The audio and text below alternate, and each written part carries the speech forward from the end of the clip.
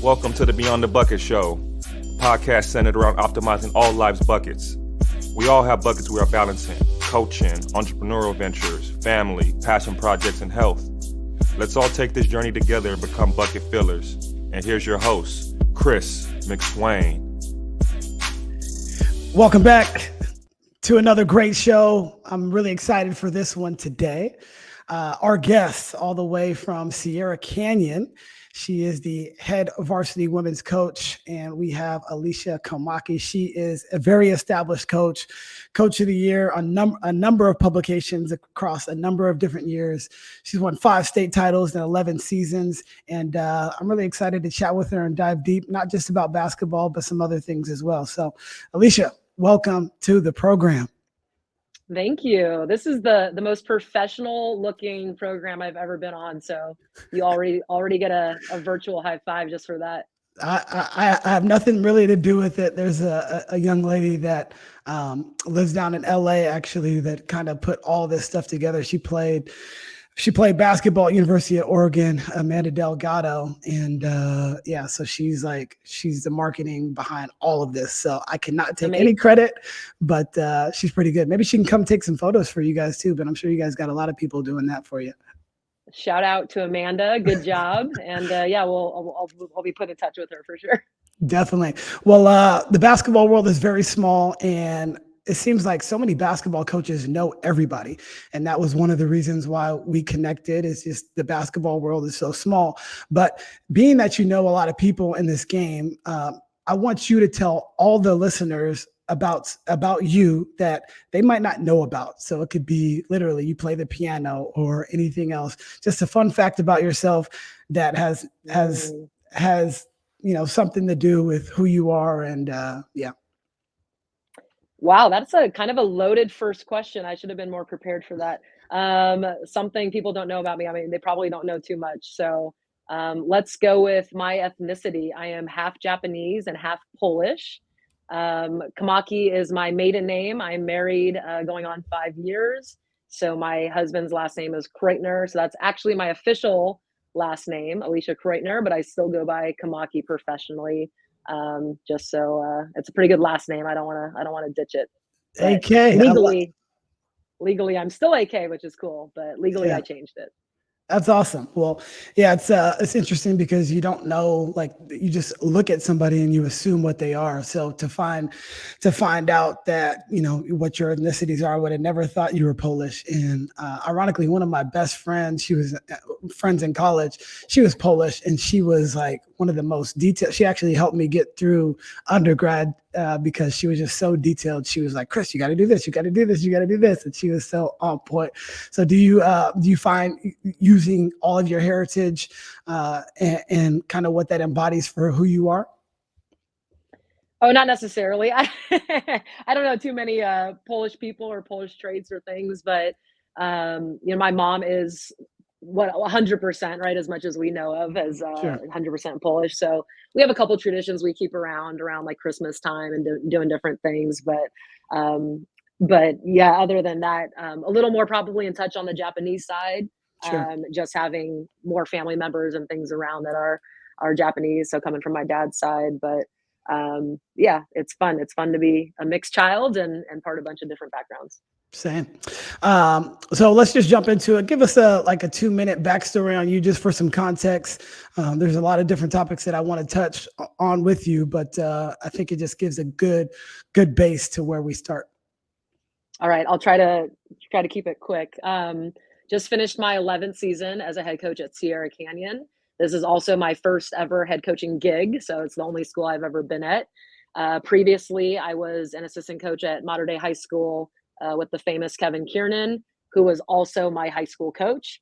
So I played for him at Troy High School and coached there as well. When he left Troy High School and went to Mater Dei, I stayed on the coaching staff. So I coached with Roger Anderson, who's the current coach at Troy High School, and was there for 6 years coaching, and went to Mater Dei High School with Kevin. We won a national championship there and 2 state championships in the 2 years I was with him, and my former coaches as well. The whole staff was people who had coached me. And then I got the job at Sierra Canyon, so moved out here to the Valley from Orange County. And I can't believe it's been 11 years already, going on 12. So it's been quite the ride, and it's a great place to be, a great place to work. I've been pretty blessed in my coaching career, and just looking forward to the next 15, 20, 25, 30 years. For sure. Well, you did do that very profoundly in a very short period of time, and we'll just kind of double click on a few of those things. But I think we're probably around the same age, because this will be my 20th year coaching high school basketball. I think you're probably in the same. I just finished my 10th year at Valley Christian, and you're in your 11th year, and this is my first girls varsity head job, but I coached boys for a long time prior to that. So tell me, like, why coaching basketball? What got you interested in it, and why did you decide to take this as a career path? That's pretty simple for me. I've known since I was young, specifically fifth grade, that I wanted to coach basketball. And kind of the quick story is I went to a very small K through eighth grade. We had 24 kids in our graduating class, and we had somebody that we called coach, and he was the athletic director, and he coached every single sport, and just completely looked up to him. He was a great role model for all of us at a young age. He was a young coach and athletic and just good at every sport, and just, we thought he was everything, and he was. And so he kind of just mentored me, kind of acted as a big brother. And sorry, my phone disconnected here. So just acted as a big brother for me. And he coached every sport, but specifically basketball was his passion, and it was mine at a young age as well. And it was just kind of the idea of like wanting to be called coach one day. It was just that because of the way we saw him and how great he made that role appear to us, it was simple. I always knew I wanted to be called coach one day. But specifically just my love for basketball at a young age, I just always knew. So I would go home fifth grade, and I would draw my mirror at home, and it would act as a big, huge whiteboard. And I was drawing up plays and thinking of drills at a really young age. And so just kind of always knew that was the path that I wanted to go towards. For sure. That's very inspiring, because, I have some same like remarks to that as well, because I just thought there were so many coaches that came into my life. And so a few of them really ignited me. And I knew at an early age too, that this is something that I want to do. I want to create a profession. I want to have an academy because without sports, I wouldn't be where I'm at today, because my mom would take it away from me. And that was the only thing I loved growing up. And one time I got like a bad grade, and I couldn't play in my baseball game. And it was like the worst thing ever. And most recently, my son did something at school, and he's in coach pitch now, but there was a big game. They get to play on the majors field. There's like this real big thing in our area. And so he did something at school that is not what we do here in our family. And so I had to hold him accountable, or we had to hold him accountable, my wife and I, and he had to sit out in that game. And I'm the coach. I'm one of the coaches on the team. So I had to we made him sit in the bench, be a good teammate, slap high fives and stuff like that. It was almost more agonizing for us as the parents, because we wanted to see him play and excel and just have fun with it. But yeah, that accountability piece and just the lifelong lessons that you can learn because of sports, you can't really get that anywhere. And that's one of the reasons why I love talking to coaches, just because we see things in the same way. You have to have hard work, dedication, focus to achieve any of your goals. And so that was that's always been important and really instilled in my life. And it sounds like your mentor was very similar to you. Yes, for sure.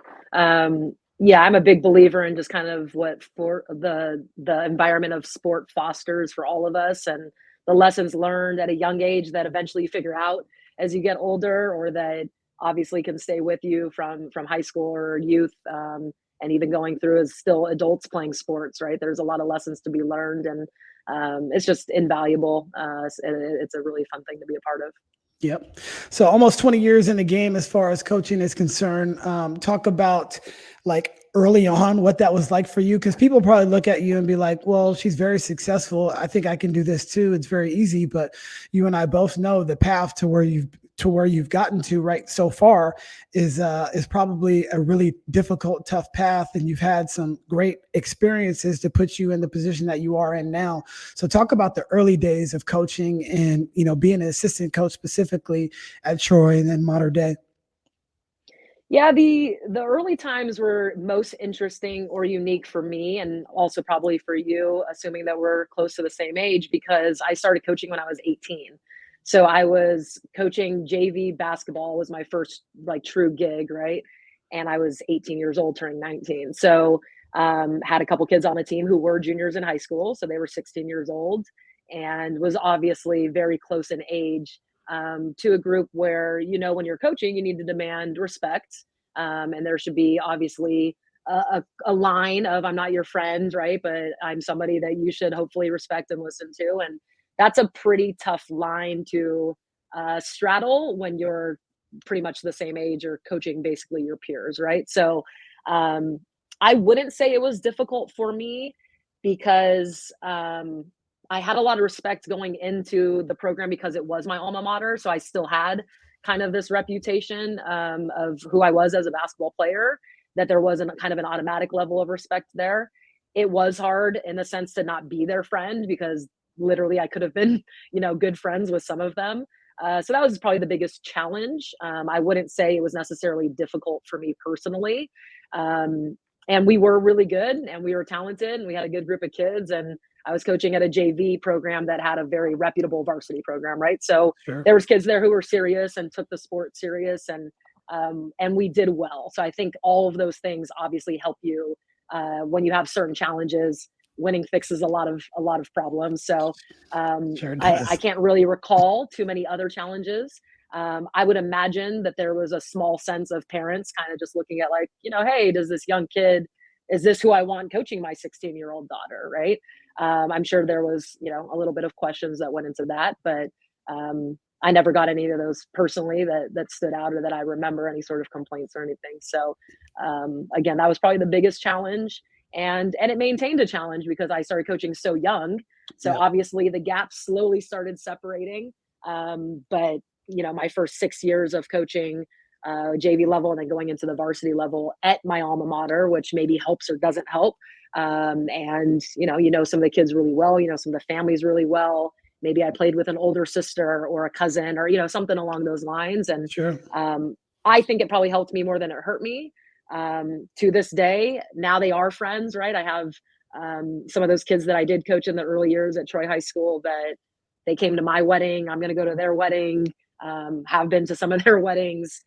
Some of them have kids now, all that good stuff. So definitely more benefits for me that I can find from it than anything that I could think of that was negative. Yeah. But those for sure were the toughest challenges, just being close in age, you know, and kind of hoping that you get that respect. Yeah, for sure. Yeah, I think I was 21 when I started helping out with my alma mater as well. And this was in between like winter breaks from college and stuff like that. So I would just come at and help out, go to practices, sit on the bench and be at the games when I could. And obviously I had to get back to school and playing myself. But yeah, I take so much value in that. And then also the fact that you had a mentor like Kevin to be able to help you like get set up. And one of my high school coaches was now the varsity coach. So he really helped me. And then I was just an assistant coach on JV, but my best friend was the head JV coach. And then he stepped down a few years back. I had graduated and I took over as the JV coach. And then one of my other best friends that we also played together in high school, he got the head job. And so we got to work together and just kind of come up all together. But our previous coach was now the AD. So it was just like this brotherhood that we would just like collaborate on so many different things. And it just made it a lot easier. Talk about some of that transition for you when you got there. What was Kevin like as far as being a mentor? Well, this is over 20, close to 20-ish years ago, right? So for me to try to go that far back in time will be a little bit difficult. Yeah. But what I can say of course, like memories and feelings of feeling supported Obviously Kevin would never have asked me to be his JV coach if he didn't have a belief that I could do a good job doing it. So one, I think the level of relationship that changed between us, he went from a very tough on me coach who we didn't necessarily, I respected the heck out of the guy and enjoyed my career at Troy High School. But, I wouldn't say that necessarily we got along in terms of being a coach and a player, right? I know Kevin's been a guest on this show. And again, this was 20 years ago. Like, he's a demanding coach to play for. And so we butted heads in a little bit of sense as a player and coach. So now we just fast forward that to a little over a year later, and now I'm part of his staff, right? I'm coaching for him, and you see a completely different person, and the relationship changes. And now there's a mentorship compared to a coach-player relationship, right? And so it was different. It was very, very different, and it was a lot of lessons learned for me, just in terms of understanding people and kind of judgments, right? And being more open and more tolerable of maybe this isn't how they always are, or maybe the first time you meet somebody isn't who they are going to be, right? So just kind of learning things like that, because our relationship was so different just 1 year later, and how different our relationship now is 20 years later, right? So I'm grateful for him. I'm honored to be a part of his coaching tree, the legacy that he's brought to high school basketball nationally, but obviously in the state of California, being the all-time winningest coach, and all the things he taught me both as a player and as a coach. A lot of that is an absolute credit to the success that I have now. So many great things that he was able to do for me, obviously as a 18 and 19-year-old coaching high school basketball. But even going back to my days that I played for him, just lessons I took away, things I didn't want to do, things that I definitely wanted to do, and the styles and stuff that I took away from playing for him and then coaching. So it's been very fun. By the way, sidebar, he did tell me that you were going to break all of his records. And that's why he said he's going to continue to try to coach longer, just so, you make it a little bit harder. But he said, bar none, you were going to break all of the records. So sidebar. Yeah, I don't know. He's so old, he's he's been doing this for so long. I don't know if I did get a jump start. I started maybe a little earlier than he did, but I got to keep. I mean, he's still going, so I gotta be doing this for a really long time for any of that to happen. But no, and that's the best part about Kevin is he's serious. Like, he's the most humble person, and all of the success that he's had, which is tick every single box that you can in high school basketball. He's accomplished everything, and he's just so giving, and how much he gives back to the coaching community, and just kind of even the belief that he gives to me by saying things like that. He tells me the same things in person, and I appreciate it. And so yeah, just an absolutely humble guy.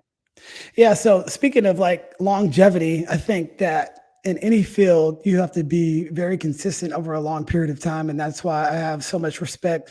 We were texting earlier this morning, but I've got so much respect for Doc Shepler, Sue Phillips, Craig from Clovis West, Kelly Sopak, just so many, Kevin, doing it for a long period of time. I can't even imagine doing it for like 30 years, because this is year 10.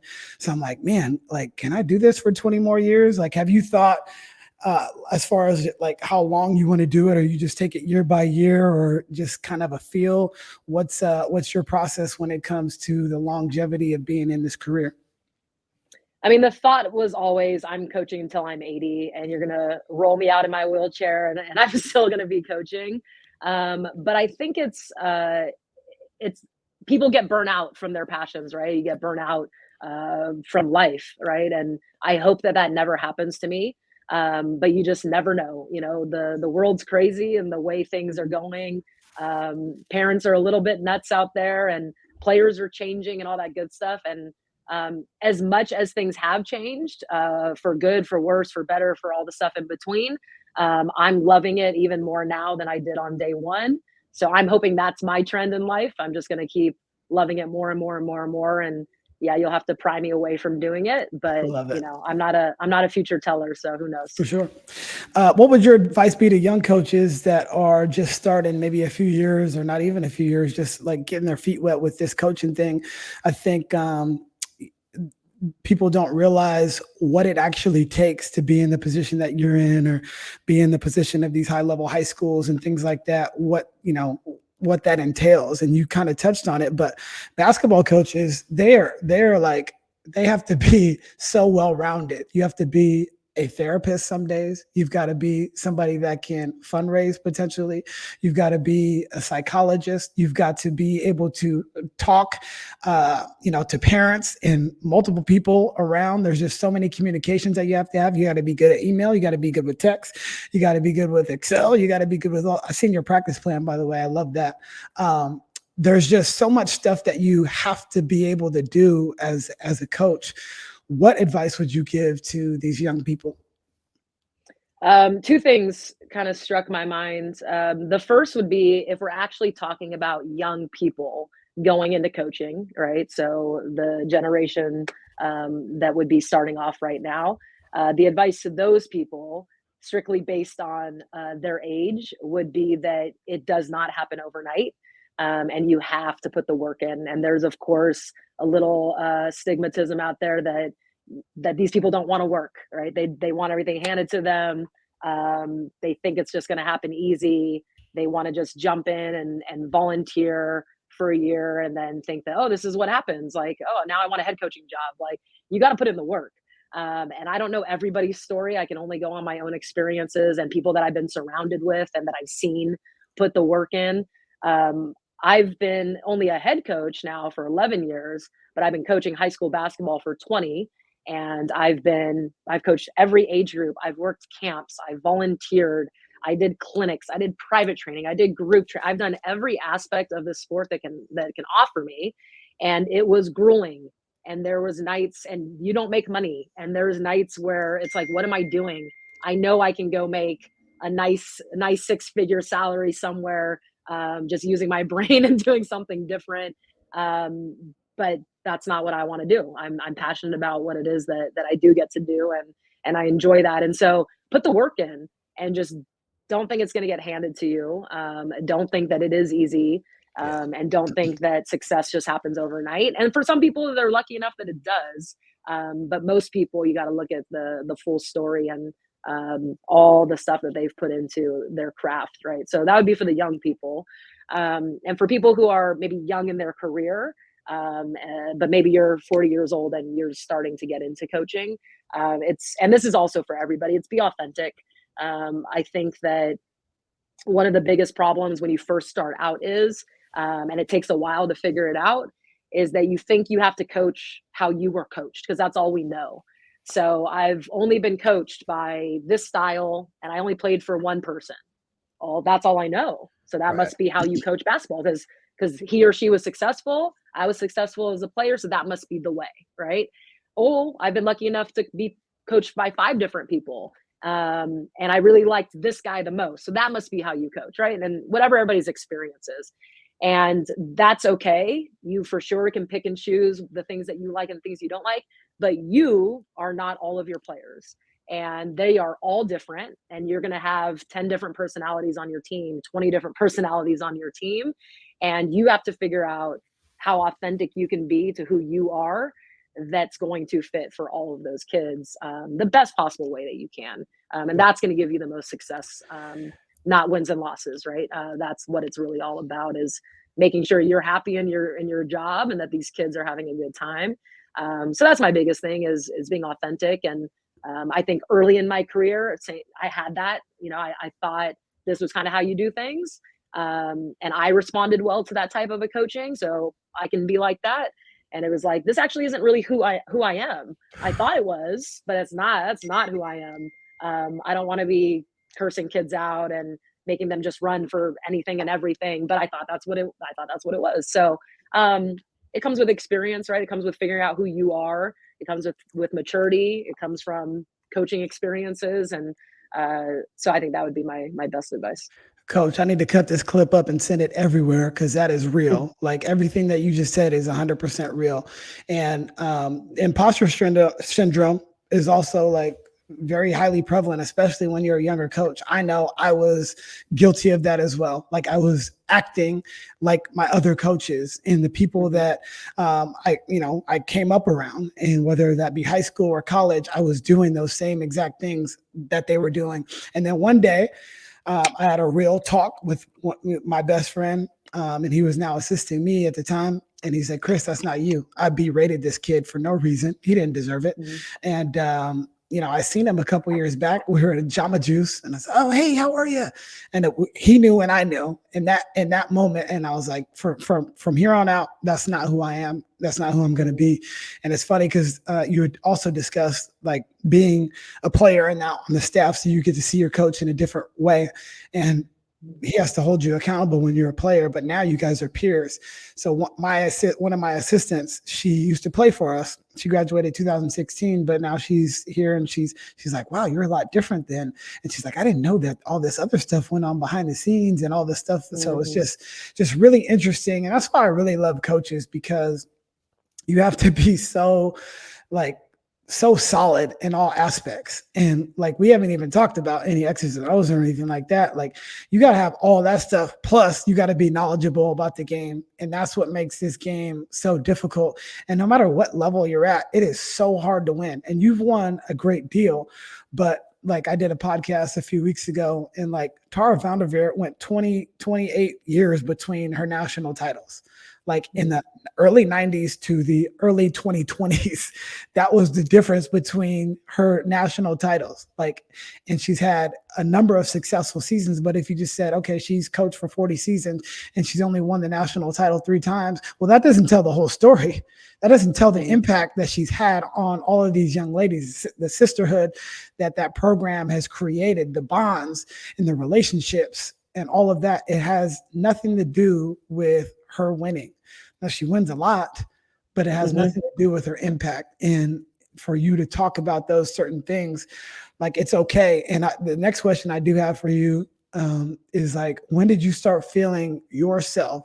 I think like in the last probably handful of years now, I think the last 5 years, I felt really comfortable about who I am, what the system I want to play. I've always been a confident person. I think all basketball coaches, or most of us, like, we're naturally like, okay, I got this. But I haven't felt like really comfortable until probably the last 5 seasons. When did you feel really comfortable about who you are, your system, how to navigate all the different challenges that you have on a day-to-day basis, and just feel like, okay, cool, I'm here. I'm still going to grow, but I have a good foundation of what I want to do and how I want to do it. I don't know if you're going to like my answer, because it's slightly contradicting to what you said, but Sure. I fully understand what you just said and actually agree with it. So I'm kind of contradicting myself. No, I like But it. basically, from day one, I have felt comfortable. Like you said, as coaches, not everybody does feel confident and comfortable, right? But hopefully you have a good sense of who you are, and that you're confident, maybe your X's and O's, or you're confident in your organization or whatever it might be, right? I told you from 5th grade, I knew I wanted to coach basketball. So I've been like, technically in some form, like training myself to do that, whether that was like watching basketball and having an IQ, or studying things, or asking questions at a young age, whatever it was, right? I've been preparing to do this my whole life, just like somebody who knew they wanted to be a doctor or a lawyer or whatever, right? Yep. So there was parts of it where I came in as an 18-year-old coach, just confident, knew I was going to do a good job, right? And we mentioned before, like, success helps that. So I've never had a losing season. I've never had more than 8 losses in a season. I don't even really know what that part looks like. Sure. So that helps with confidence. That helps with your success. But to answer it a little more, I guess, honestly, in terms of like, hey, I really feel like this is who I'm probably going to continue to be. Yeah. Because I have evolved for sure as a coach. But I think it's important to know that you don't know that until you're at this stage of your life. Sure. And maybe in 10 more years, you ask me this question again, and I'm like, I'm still not there. I thought I was there 15 years ago, but oh my goodness, I'm Right. still evolving, right? And so I think that's the biggest thing for me. It's, when did I kind of realize that I've evolved to a little bit different stage of my coaching? And that was probably 6-ish years ago. Yeah. So I'll have the group being at Sierra's helpful because it's been 11 years of me being the head coach, right? Right. So my first group of graduating seniors to my group that just graduated this year, they have a conversation. I'm a completely different coach, like when they talk to each other, right? That's And all true. the kids in between who come back, they're like, my kids tell me all the time, Coach, you've gone so soft. Like, I can't believe you. I can't believe you let them get away with that. Or I can't believe they're not running for that, right? And so I was confident 11 years ago. I thought that's who I was. I thought this is how I do things. And that is how I did things. We had success doing it that way. But I've adapted and I've learned more about myself. I've learned more about the times. I've learned more about the kids that I'm coaching at this stage. And so I think it's more so a question of like, I'm going to continue to adapt and I'm going to continue to evolve based on what my team needs me to be and do. But I will say that I'm probably most comfortable in who I am right now. But I think like everything gets better with age, right? So I'm going to probably just continue to grow and learn and mature. And I'm sure in 10 years, I'm going to be a different coach than I am right now. For sure. So talk to me. You get the job at Sierra Canyon. Prior to you being there, they didn't have the success that you are currently having. So I think like Sierra Canyon has really blown up on the men's and women's side over the last decade. So talk about what it was like when you first started and things like that. Yeah, so a lot of people I think don't realize Sierra Canyon's a very young school. So we just had our 15th graduating class this year, and I've been here for 11 of the years, right? So people aren't necessarily familiar with that. And so they had a couple of different coaches before I got here. They did win a CIF Division 5 or 6 championship, a couple years before I had gotten here. I didn't know because Sierra Canyon was so new. I knew nothing about the school. I knew nothing about the kids I was getting. I had to relocate, not too far away, but I had to relocate 65 miles, to be at this place. So I think it was just more so how things have changed in the last 10 or so years is we have kind of a mission at Sierra Canyon that we're going to be an elite institution, and specifically we're going to be elite at academics and elite at athletics. And a lot of schools can't say that they're elite at both, right? Sure. And that was the mindset of the founders of the school and the first head of school, who's still our head of school, and our founding athletic director, who's still our athletic director. Like, there's been a lot of consistency in the people that started these programs.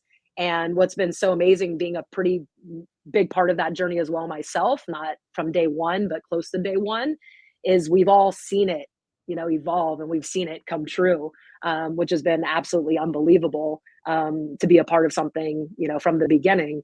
And I just think for me as a young coach starting out in my first ever head coaching job, the support of the school, the support of administration, the support of teachers, of my amazing athletic director and head of school, and all the people that are involved in an athletic department that don't get credit or you don't know about, right? There's just been, it's not even close to compare it to any other place that I've been to. And I think that's one reason why personally I've had success, but why our athletic departments had success all across the board. This year we won 4 CIF championships in football, volleyball, swimming, and girls basketball, right? So it's not just a powerhouse football school or a powerhouse basketball school, or we're good at a lot of different things. And I think it's because there was a mission and there was a vision and there was support behind that, which I think is important in everything that we try to do, right? Sure. So it's been a really fun thing and special to be a part of, and just kind of honored that they chose me. Yeah. And you guys are private independent, correct? Yes. Yeah. And so we've, Valley Christian has been around. Well, our new campus has only been around for like 20 years. So I can definitely understand where you're at. It's been around since I believe 1963, but they didn't have their own campus until actually I played the first basketball game against Valley Christian when I was in high school in 2000. So that was the first ever basketball game at the gym that I coach at and teach at every single day, which is just wild to me. But, people will ask me certain questions, or coaches in the community, and they think certain things because we're at Valley Christian, or our tuition is like $30,000. So do you guys do this? Do you guys do this? And they really have no clue. And, there's different challenges no matter where you're at. You can be anywhere and there's going to be challenges. You can win every single year. You could be at Stanford, right? And there's still challenges. What are some of the challenges that you have at Sierra Canyon that people might not know? And I'll just give you one of ours. Like, we don't have, Valley Christian is in between South and East San Jose.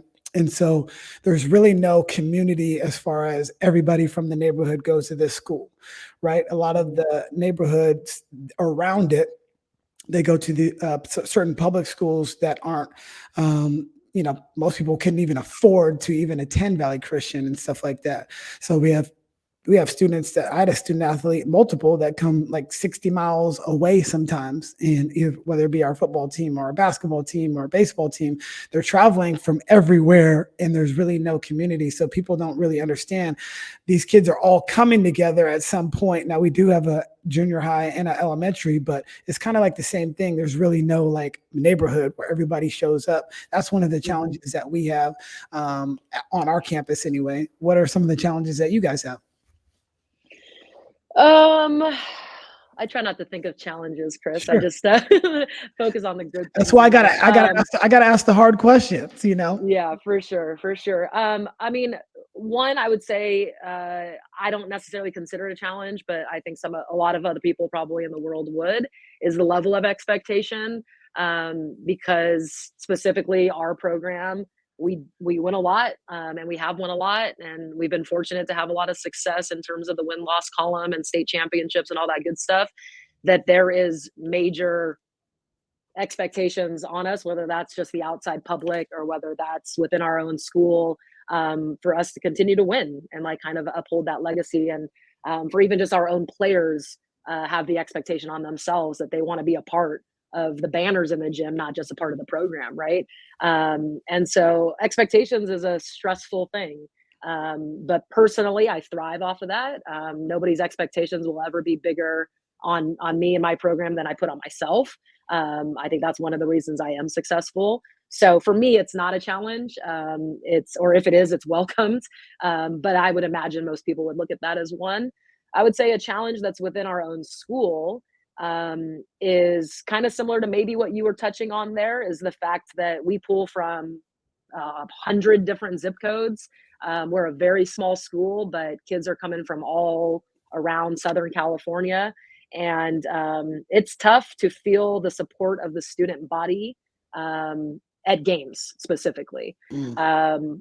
This year, we were the #1 team in the nation for a very long standing of time. And at our own home games, we don't get students. We don't get sold out crowds, and we have a small gym. We have the #1 player in the country who I feel like if you didn't come watch her play in person, if you had the chance to do so, and you say you like basketball, that something's wrong with you. And yet we never had a gym full of people wanting to watch her or us as the #1 team play. So that's frustrating. But at the same time, I think it's not necessarily something that's important to me. I don't need to go play and coach in front of sold out venues and arenas. It's always about my team and my kids and the experience they're getting from it. But it would be great to feel that support from within. Sure. And there are other ways, of course, to feel supported. And so there's no complaints here. Like 1,000%, I feel supported from my teachers and staff and administration and all. I feel supported here. Sure. But it would be great if as many students showed up to the girls' game as they do the boys' game. Yeah, I agree with that. And like you just mentioned, everybody should know Juju Watkins, one of the best players in the last 10 years. Like, she's ridiculous. She's a 3-level scorer, can shoot it really well, not from close, like from deep.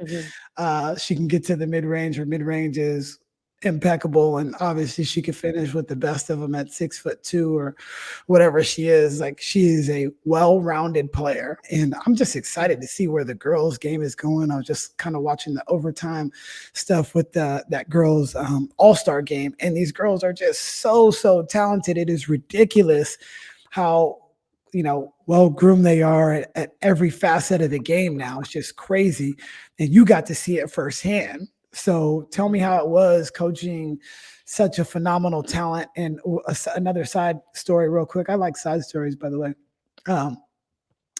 She was in 7th grade, and my coach, or our boys coach now, you might know him, Colin Pfaff. He was the Windward. He was the Windward coach, and she came into an open gym or a workout, and she was the best one playing against high school boys when she was in 7th grade. He tells me that story all the time about how good she was way back then. And so to hear it, like, a 360 degrees turn on how well she is, and she'll do great things at USC and after that. But talked about like what an honor and a gift it was to have that the opportunity to coach her. Yeah, of course. I've been fortunate to be around a lot of really good in terms of their talent basketball players. But what I think is kind of more important is, for me personally, the way I do perceive coaching. And I'll hope to answer this the correct way of how I'm thinking it and processing it. To me, it doesn't matter if you're the number one player in the country, one of the best players to ever play the game of basketball, or you're my 4-year senior who played for me for 4 years but never touched the court. Like, I value you the same, I coach you the same, I respect you the same, as long as you're doing the things that we ask you to do, right? And you've bought in, and you're a part of our culture, and you're a part of all the things that we think, as you and I already talked about, sports gives us so much more, right? So if you buy into all that stuff, like, you have my respect. I love you. I love coaching you. Everything's great, right? And so I look at everybody the same way, right? And some people might not believe that. Now, am I so grateful and lucky to have one of the best players to ever literally touch the basketball in high school for a female? Yeah. Yes, I will take Juju Watkins all day, every day. But the best part is the person that she also is, and that she ticked all those other boxes when it comes to who she is as a human being. Because that's always more enjoyable than if she scored 65 in a game, but she wasn't too pleasant to be around off the court. So she's a fantastic human being, which I think made it even more fun. It made it more enjoyable. You root for her. You want all of the goals and dreams and aspirations that she had in high school and that she now has as a college ad. Like, you want all that to come true for her, because when they're not a good person, you're not necessarily rooting for them all the time, right? And right. They're a thorn for you. And so I think it speaks more volumes about who she was as a person, that anybody who's ever encountered the kid is rooting for her, because she's just a good person, and you want all the best things for her. To touch on the fact of yes, what's it like to coach greatness? Because and I don't want to compare necessarily, like, we all know what she did in high school and how accomplished she was. So yes, we put her in that list of greatness, but I don't ever want to take away some of the great kids I've coached too. Yes, they didn't have the resume, and maybe I never ever will again coach a kid with that resume. Maybe I will. I hope I have a few more of them, right? But so I don't want to compare and take away like their accolades, but to have a front row seat, specifically for me in practice, to that level of greatness every single day, it just makes you a better coach, I think, first and foremost. And I'm trying to get better every day, every second, every year. So when you get that talent, and they do make you a better coach, I think that's really special as well. For sure. Yeah. So just to be able to see it, you get to see what it looks like. So you can share stories about it because you've witnessed it firsthand. Hey, you guys want to be one of the best of all time? Well, I've coached her, and this is what it looks like. So I think it's just special is really the simplest word to put it. Honored that she chose to come here. I think that's also kind of fun because she didn't necessarily, it's not like she was locked in here and had to be here. You know, she wanted to be coached by me. She wanted to come represent Sierra Canyon. She wanted to be a part of this program. She wanted to graduate from Sierra Canyon. She could have left, right?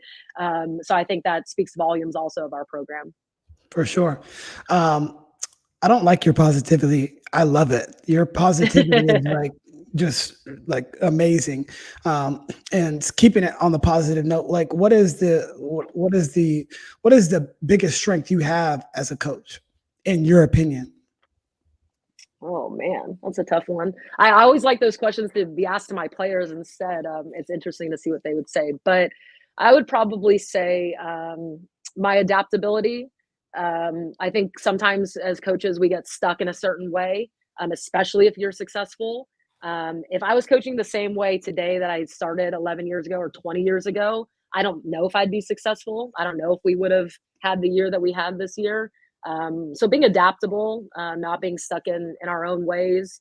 One of my beliefs is being a seeker of knowledge. So I'm constantly trying to just be better as a person because I think that's going to make me better as a coach. And so I'm not like, hey, I've won championships. Clearly, I know what I'm doing. I don't need to go find any new drills. I don't need to go run any new offenses. I don't, whatever. Sure. I think that'd be a pretty scary attitude to have. So it's just, remaining humble as best as I can, as often as I can, and wanting to get better and improve as a person first, and then as a basketball coach, and just kind of keep adapting to everything that's thrown at us. And to that point, what are some of the things that you do on a day-to-day basis to improve yourself as a person? This is a selfish question for me too, because a lot of the stuff that you're doing outside the basketball is working in life in general. So I would be a fool not to ask. Yeah, I mean, the first thing would just be my faith. So just being a person of faith is important for me. It's who I am. It's literally the makeup of the person that stands before us. Sure. And so not to go on to like a religious rant or anything, but to me that's important, right? And so that's just being it's the most important, and yeah. most people don't want to talk about that sort of stuff, but I'm just really glad that you did, because it is extremely important. Yeah. Yeah. So just being centered there, right? And understanding, the type of person that I want to be, and be more like Jesus as possible. And so that's important, right? Seeking those morals and those values and those lessons, right? And then just going into reading books and listening to podcasts, and just figuring out how can I continue to get better? Where do I fall short? Having honest conversations, right, with people that I find truth and value in, having those conversations with, right? Not being afraid of the truth, asking people, hey, like assistant coaches, you've worked with me now for 5 years, 3 years, 2 years, 10 years. Like, what would you think is one of my weaknesses as a person, as a coach? Is it the same? Having those types of conversations. Just little things, big things, right? But just trying to be the best that you can be every day. And I think the more stable we are, the more regulated we are as human beings and as adults, then we can hope to help these kids. For sure. Any book recommendations or podcast recommendations that help you on a day-to-day basis? Yeah, I read a lot in the off season, which we're in now. Sure. I just had a bunch of thoughts enter my mind, so I'm trying to organize all of them. But really, the tough thing for me is I think a lot of people recommend books, but we're all so different, right? And so I've had so many people recommend books, and I'm like, okay, he's a basketball coach, and I know we're friends, so like, yeah, I'm gonna read that. I'm like, this is one of the worst books I've ever read. How did this person think it's one of the best books they've ever read, right? And so, Sure. so it's difficult because I think it's all about finding an author that you really like or something you really get from it. And so it is a little bit hard, especially kind of like the way I read and the things that pull a little more near and dear to my heart. Sure. But I will say, just kind of off the top of the head, and because right now I'm reading, I love John Gordon. And I think one thing for people who don't The like to energy read, bus. energy bus. Yeah. One thing for people who don't like to read is that John Gordon books are very simple. He writes in fables, right? It's easy to read. It's very, very easy to read. I literally just read, so I read a few of his books and I just ordered 6.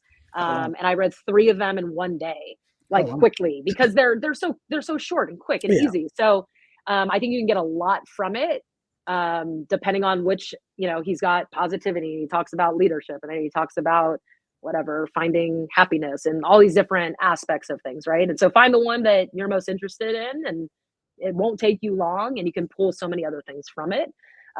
So just because I'm currently reading a couple of his books, I'll say John Gordon. A book I really recommend to coaches is Generation Z. It might be I think it's Generation Z by Tim Elmore. Yeah. There are so many insightful things for coaches trying to coach this generation, and somebody else did the work for us, right? And somebody else incredibly intelligent and thoughtful and full of research and having all of the support there did the work for us, and produced quite a brilliant book on that.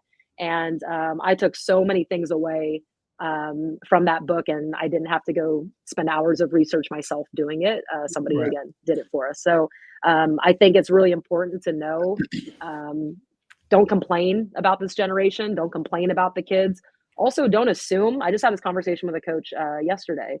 And I faulted myself earlier today. We talked about, I said, if you're a young coach and you're starting out, your generation's labeled this way, right? So don't feel entitled. Like I did the same thing. And so we have those thoughts, right? And everybody talks about, and this one just came up recently. Hey, this generation's soft, right? We can't coach them like we did 20 years ago. So how do you do this, right?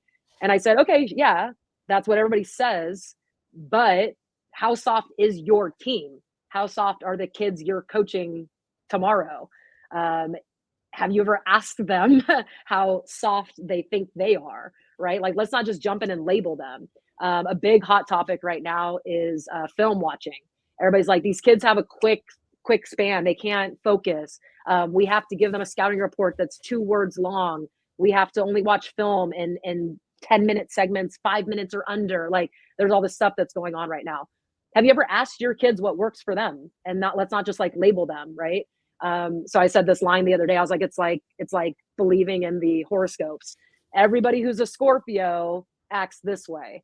There's a whole lot of Scorpio. I'm a Scorpio. There's a whole lot of Scorpios Same here. in the world. Same here. What's your birthday? November 7th. Wow. Mine's the 15th, and my mom's is the 4th. My mother-in-law's is I should know that. I won't say it right now. Yeah, that's all good. Scorpios, is you, your mom, and your mother-in-law all the same person? But no, absolutely not. Exactly, right? Yeah. So if we were to say, well, Chris, you're horribly unorganized. That's how Scorpios are, but your mother-in-law's the most organized person ever, right? Like, exactly. It's silly. And I think that that's a mistake we're making right now as coaches, is that we are falling into the things that the world's telling us, right? And these kids can't handle that. They can't handle tough coaching. For sure. Right? Just think about like shooting. Back in the day, they told you don't dip the basketball and stuff like that. Well, everybody's dipping the basketball. So like, and 10 toes to the rim, and everybody's going to be different. KD's got all the way over here, and Steph is like right here. Clay's the only one that goes 10 toes to the rim. Like, Diana Taurasi, same thing. When you go to the women's game, it's just, it's what you've been told. And so since you've been told that, you think that it is going to be the gospel, but that's actually not true when you really start to actually dive into it. I've had like a bunch of my old school coaches that, either coached me or my old AAU coach. It's like, oh, we have to do this. We have to do this. We have to do this. Like, no, like, let's really dive into it. And guess what? You might not be wrong, but you might not be right either, because there's multiple ways. Like Reggie Miller had one of the ugliest jump shots ever, but he was arguably, prior to Steph, the best shooter that was ever assembled, right? And so there's just a lot of, and you talked about it too. I like to ask. So always seek knowledge is something that I wrote down from some podcast I heard. Always seek knowledge. It just makes it, I just have in my cell phone, I just have a running note. If I see a quote or something that just stands, I just put it in there. The hard part is like sifting through all that information and, applying it to your life. Because the reason why you want to read a John Gordon book is because it's simple concepts that you can actually really apply to your life. That's the hardest part I found anyway, is like, how do I really apply these things to my everyday structure? And just like you mentioned earlier, you have, you've got this coach that likes to press. You've got this coach that's pack line. You've got this coach that is on the line, up the line. You've got this zone coach, and you're just taking little pieces from everybody that you've come in contact with, or the information that is given to you, and you're sifting it through the way your mind processes it, and then how the output is going to be to the world. And hopefully it's going to be, a benefit to the world. And somebody might take something that you've now mold it or change and put it into the way they do things. And there's just so much. So how do you retain all this? I had a question in mind. How do you retain all this information that you're compiling, because you're always seeking knowledge as well? I actually notate and annotate. So when I'm reading a book, I have a pen always. So I underline things that just kind of pop out to me. I always am keeping my team in mind when I read books, which is interesting. There's certain things we do that that I need to like take notes for. So example would be one of the things we do is we call it Assist Academy. So we're doing purposeful leadership building kind of in our preseason time. And so if I see something that might strike a leadership academy, Assist Academy idea, I'll just put like AA next to it when I'm reading the book, right? So something simple like that. Would this apply to one of our pillars of our culture? Things like that. So having a pen in hand anytime I'm reading, if I'm listening to a podcast, usually it's on the phone at the gym with headphones. So then my phone's obviously usually nearby. Like you said, you just hear a quote you like, you see something. Either like if it's not a chance where I can actually write it down or put it into like my notes section, screenshot the time, go back to it quickly. I just went to a coaching clinic this past weekend, took notes when I was at the clinic, immediately put it into like my drill bank. Instead of waiting around, sitting around, like find the time. It took 10 minutes, right? But maybe I thought it was going to take 2 hours, so I didn't want to do it, right? No, just do it. So just a lot of like intentional. It's the seek the knowledge, and then it's like the intentional about finding the results within it. Like it's one thing that's fantastic if you're like, hey, listen, I want to know more. I want to seek all that knowledge, and I listened to 10 podcasts this week. But what happened after you listened to it? Like, do you remember anything that you just listened to, right? So that's how I learn personally. Not everybody learns the same way, of course. So for me, it is like have notes, and then of course I can always reference back to it. I'm a very organized human being, so I can tell. for me, I can tell. everything's a little bit labeled and done a certain way. So that's just how I learn best. So I would just encourage everybody to find how they learn best or how you're going to retain best, and figure out what that process looks like for you, and then attack it. For sure. As we start to wrap up, so what are some of the hacks that you have to keep yourself organized? You seem like a very organized person. I can tell because I am the same way. Like everything is regimented, everything is scheduled. You can see, like I had my summer podcast. I'm only going to tape from 1 to 3 because that's the only time that I have before I go get my kids and all that sort of stuff.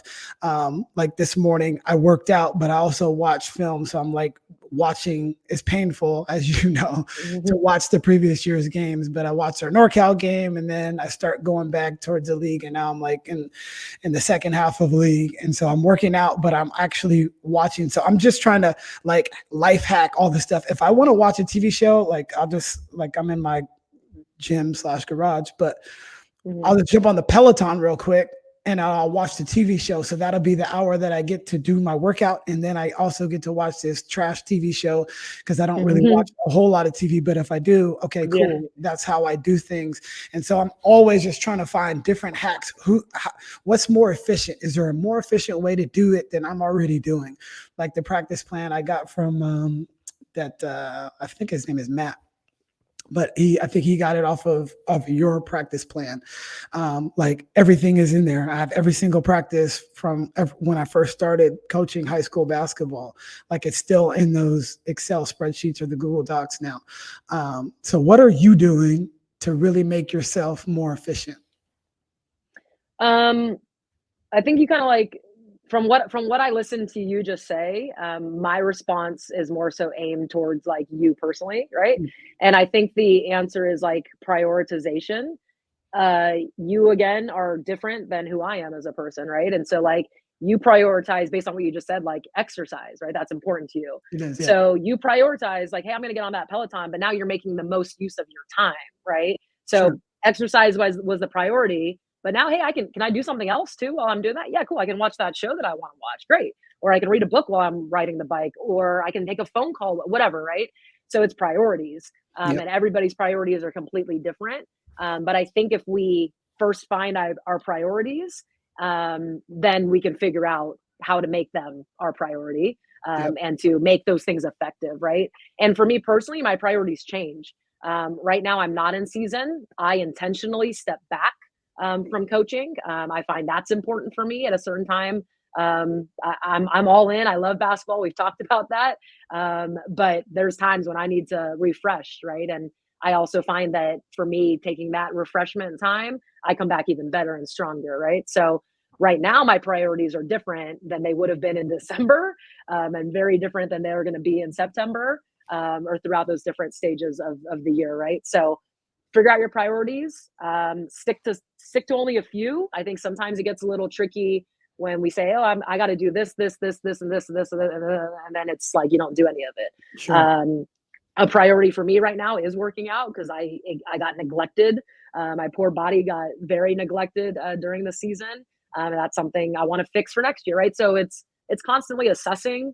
It's how can I improve again and figure out just kind of what makes sense for you individually would be my best advice. Yeah. Last couple questions. One, you talked about being married. How is it like having a balance with your spouse? And does he, like, my wife has been with me since I've been coaching, so we've been together for 13 years, married for 10, but she was with me like even in those early stages. So she's gradually grown with me throughout this whole process. And she's a phenomenal spouse to have as far as a coach's wife. Talk about having a coach's husband and that dynamic in that relationship. Like, how do you manage all of this? Because you are at a national program that has all of these aspirations, and you also have the same aspirations and want to make sure you're putting all the time, energy, and effort to make sure that those do come to life. But you also have something that is more important, or just as equally important, in your relationship. So talk to me about that a little bit. Yeah, so good segue because we just talked about priorities, right? And so first and foremost for my life, like God comes first. My husband second. Right now it's just the two of us. So no bigger family than that. Otherwise, family in general comes second. And then whatever it is for, again, my stage of life, like basketball is a priority in December, really a good chunk of the year. That usually falls in third place, right? So because I have my list of priorities, I know that he's second. And so, yes, basketball is the world to me, but he's a bigger world, right? And so it's doing my absolute best to communicate, not coming home and like there's times where it's like, hey, listen, like I got to prep for this game. I got to watch hours of film. I have to watch hours of practice. Like he knows how committed I am to my craft. But there's also times where it's like I need to be aware, like what's priority number two? Well, he's priority number two. So what did I do to make him feel important today? And to have that in my mind. And if I didn't have a priority list, I might get lost in that, right? And things might suffer because of that. So it's just being aware, and it's finding the right spouse, because we had those conversations when we were dating and before we got married, and he knew day one who he was dating, and who he was signing up to get married to. And one thing that will always stand out to me and that I, of course, appreciate about him is he's always said, like, you do what you love to do. He has a job. My job is my passion, right? And so hey, I will fully support your career. And if in the future we need to go move across the country because that's what you want to do for basketball, then great. Like I'm all for it because you're doing what you truly love to do. And I have a job. I can get a job anywhere, right? So yeah, step one is marry the right person who gets it and is for that life, because we all know it's not easy being married to a coach, right? Oh, for sure. And you can't, and just in anything in life, if you're not married out there, if you don't have kids out there, it's whatever your priority is. And for some people, coaching is going to be their top priority, because they don't have anything else that they want to make number one, right? And if that's number one, great. Go all in. Do all you have to do for that. If maybe it's just friendships and relationships in general, and that's high up there. I don't want to ignore all the amazing people that are in my life and that have even crafted me to become the coach that I am, because they're not a priority, right? So yeah, just figure that out for yourself. But that's how I personally handle my own marriage. And 5 years, hopefully going on 50,000, right? For sure. Well, I just have one more question, but before I say that, I just want to say thank you for your time. You've been nothing short of brilliant.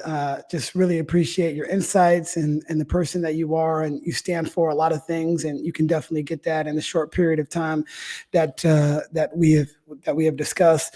If there's anybody out there that wants to reach out or ask you questions, we didn't talk, like I told you before, we're not going to talk about that much basketball, even though it is all surrounding that. If there's anybody that wanted to reach out to you, what's your social medias or anything that you want to pump? Yeah. So I'm a horrible follow on social media, but you can at least get in contact with me there. So on Instagram or on Twitter is I am Kamaki.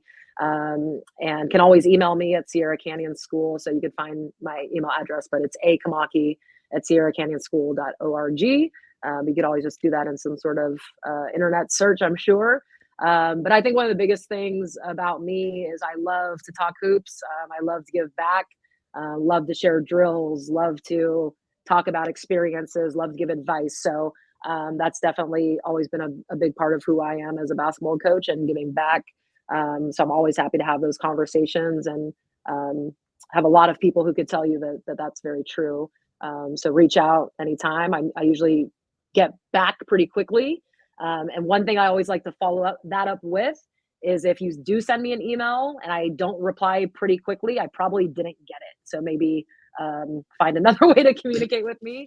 I'm pretty good at checking like my junk inbox and all that stuff, but usually that's the case. I'm usually replying pretty quickly. So No, guys, she replies very quickly. I text her this morning at 6:30 in the morning because my kids get up before 5 or before 6 every day. And she got back to me. She's like, okay, we're on at 2 today. I'm like, oh, crap. Okay. Well, okay, let's do it. I got one final question for you though. If there's, and this is the hardest one. If there's somebody that should be on the show, who should it be? And you have to make the contact for us. That's how I get on. That's how I get on my guest. Yeah, that's very smart. There's so many people. I for sure will think of somebody. I think that we're surrounded by so many brilliant people. And I think one of the things, and in no way is this a knock, believe that, but I think so often we get caught up with like, who are the well-known people, right? And it's like, okay, well, that person's had a ton of, we know them, they've had success. So they must know what they're talking about, right? But I think what's been so fun talking with you today, Chris, is it hasn't really been a lot about basketball. Yeah. So you can get anybody on here, and we can learn so much just about who that person is and how they do things. There's so many brilliant people, and we're so lucky in just being in Southern California for me, but being in California, I know we're biased, but we have the best coaches. We have absolutely brilliant minds. And I've been able to travel all across the country, and basketball is across the world. Basketball has brought me so many things. And I've encountered tons of brilliance in my life because of it. And I know you won't go wrong with anybody you bring on the show, because you're going to bring the best out of them. And you're going to ask the good and great questions that are going to make the show what it is. So I appreciate you as well. And the reason I really like doing these things is I always learn something new about myself, because I get asked a question I've never been asked before, and it makes me think about something. So appreciate you as well, and you taking the time to help me learn, but to help everybody out there gain a little insight and figure things out. So I think that's important. Goodness gracious. Because you put me on the spot. I do want to give you a name. You could let me know offline. It's not a huge deal. Because I'll definitely keep in touch with you, and I want to share. I do want to, like, the technical part of basketball I'm very interested in too. Like, we had a 2-second conversation on shooting, but that's something that I'm very passionate about, and things like that. I can talk about that for hours upon hours. So you can text me the person, but I just really appreciate your time, and I'm gonna take you up on that. I'm gonna come down in the fall and hopefully check you guys out and come around. I haven't been to Sierra Canyon, and yeah, love to see it. All right, sounds good. Appreciate you having me on. Enjoy the rest of your week, and everybody out there, and enjoy summer whenever this comes out. I don't know. So yeah, enjoy whatever time of life you're in. Sounds good.